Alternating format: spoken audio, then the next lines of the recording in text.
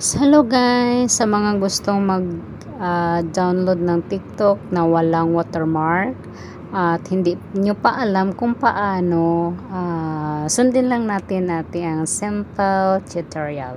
So, i-open natin ang ating TikTok at magpipili tayo ng videos.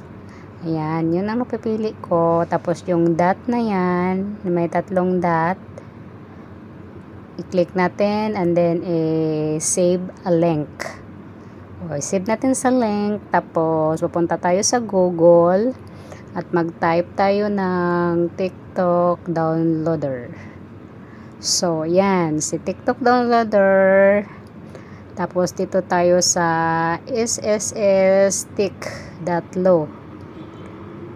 Diyan tayo, tapos yun, may space, i-copy paste natin yung na-save natin ng link, tapos i-click natin ang download. So ayan, lumabas na, tapos i-click natin ang download. So hihintayin lang natin.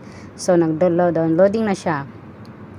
So hintayin lang natin na matapos. Tapos pag natapos na, tingnan natin sa gallery.